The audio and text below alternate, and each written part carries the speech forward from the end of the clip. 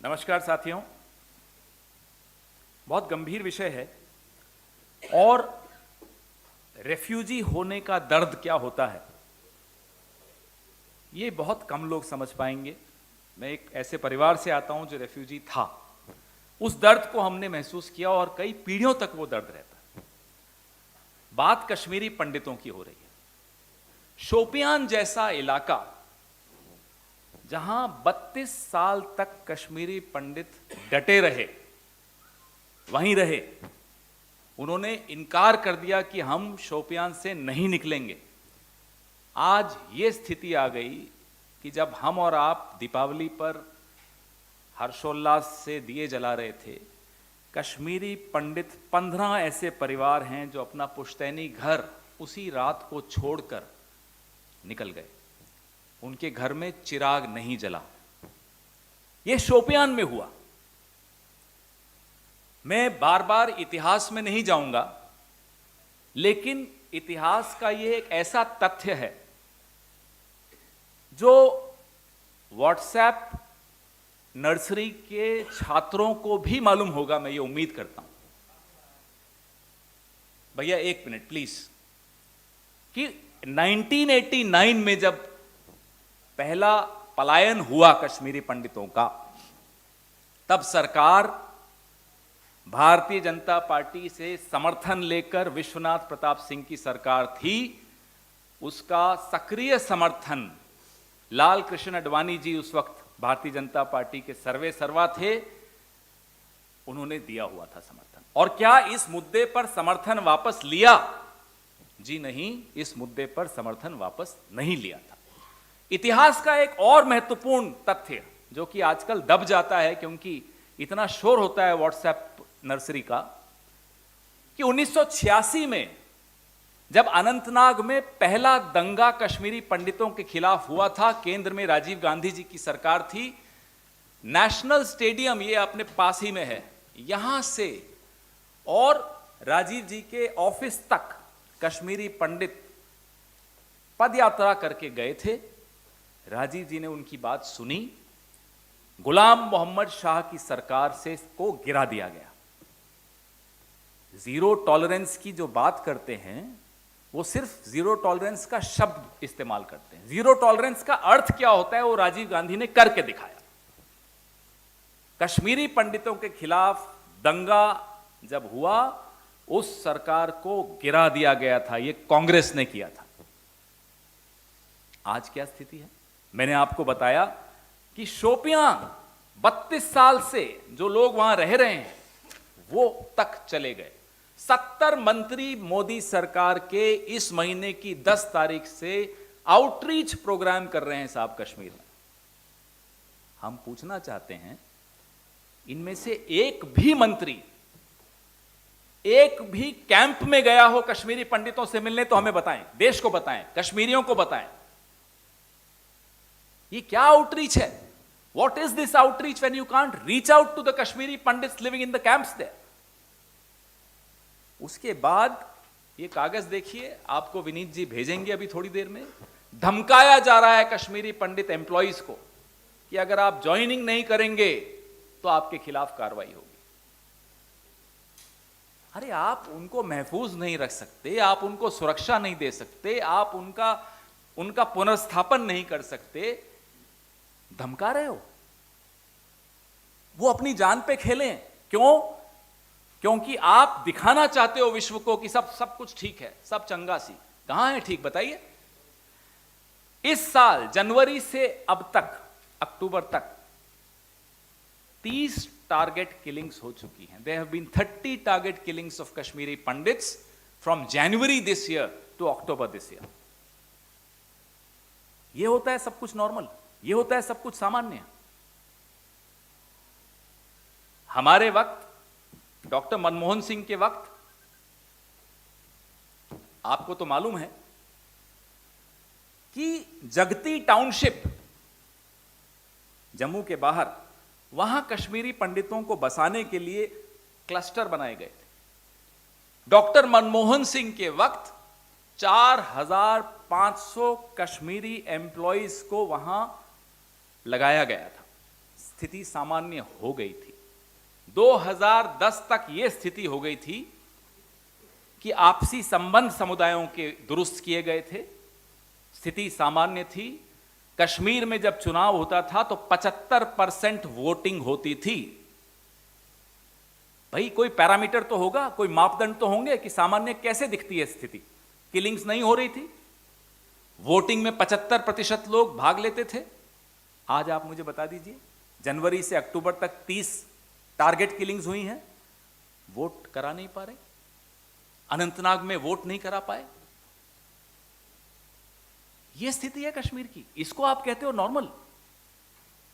जवाब चाहिए। हम मांग करते हैं मोदी सरकार से कि इस पूरे मुद्दे पर, कश्मीरी पंडितों की स्थिति पर एक श्वेत पत्र जारी किया जाए।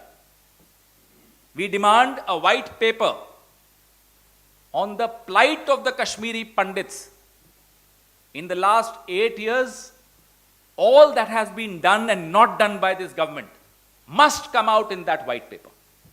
जो आपने किया और जो आपने नहीं किया, वो सब इस श्वेत पत्र में आना चाहिए. We owe it to the Kashmiri Pandits. We owe it to the refugees within our country. हमारे अपने देश के भीतर जिनको पलायन करना पड़ जाए, ये कर्जा है हम सबके सर पर. और मोदी साहब, आपके सर पर सबसे बड़ा कर्जा है, क्योंकि जब पहला पलायन हुआ था तब भी आपकी सरकार, आपकी पार्टी की सरकार का समर्थन था, आपकी पार्टी का. और जो अब हालत हो रही है, आप सर्वे सर्वा हैं, आपका आदमी वहां प्रशासक है, एलजी है, आप डायरेक्ट देख रहे हैं कश्मीर को, आप 70 मंत्रियों को भेज रहे हैं आउटरीच के नाम पर. तो जवाब तो आपको देना पड़ेगा, श्वेत पत्र आपको देना पड़ेगा, 30 टारगेट किलिंग्स का हिसाब देना पड़ेगा कि यह कैसे हुई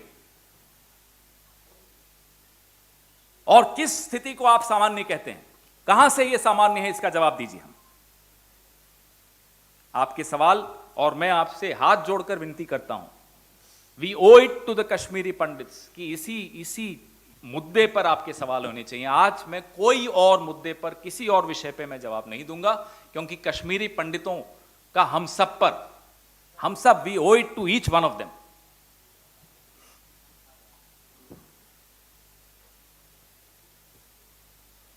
जी,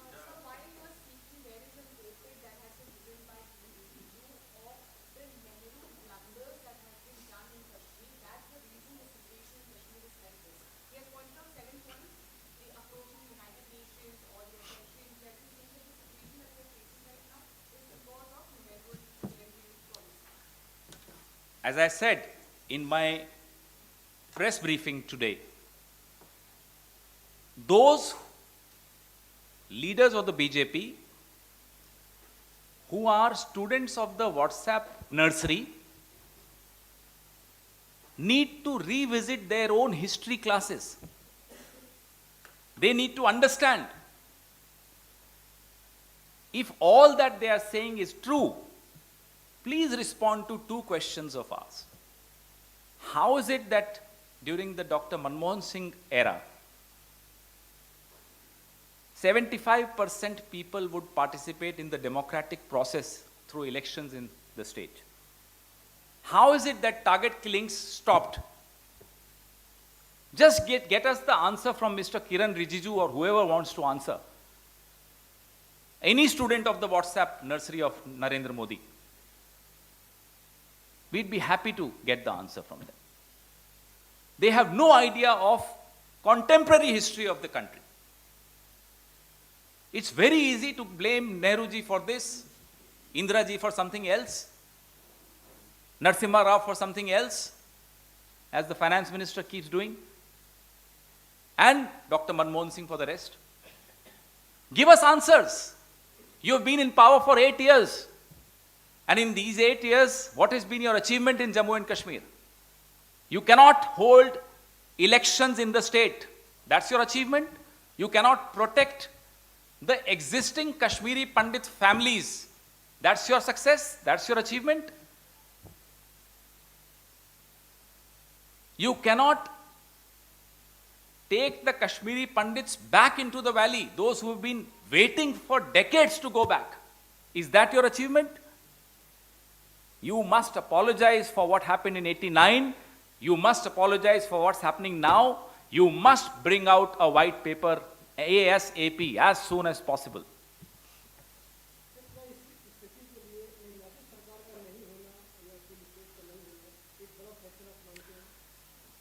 किसी भी कॉन्फ्लिक्ट जोन में क्या रास्ते होते हैं कॉन्फ्लिक्ट को खत्म करने के? समुदायों के बीच के संबंध सुधरें, शांति की एक प्रक्रिया होती है, और जब वो संबंध इस स्तर पर आ जाएं कि चुनाव किए जा सकते हैं, चुनाव करवाए जाएं। इन दोनों मापदंडों पर आप तुलना कीजिए 2004 से 14 के बीच में क्या स्थिति थी और 2014 से 22 के बीच में क्या स्थिति है। जवाब आपको भी मिल जाएगा और नरेंद्र मोदी को भी मिल जाएगा।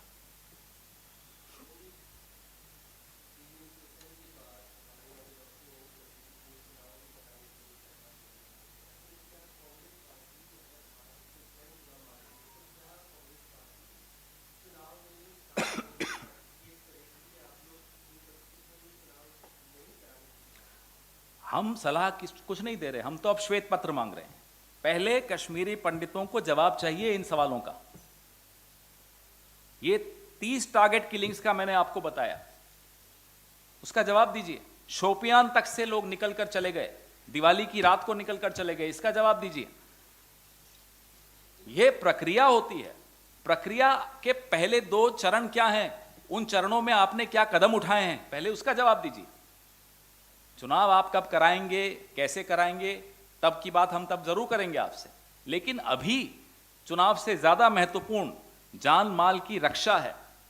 उसका आप क्या कर रहे हैं वह बताइए। श्वेत पत्र हमारी मांग है।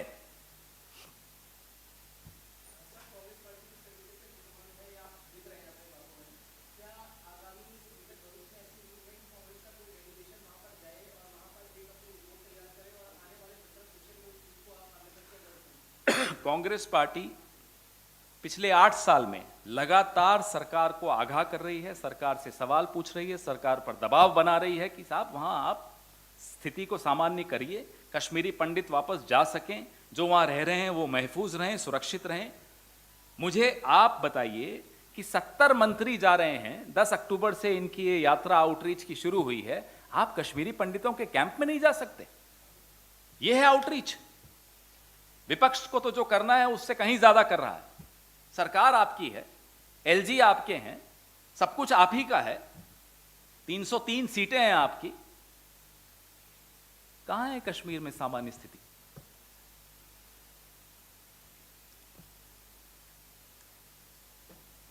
धन्यवाद।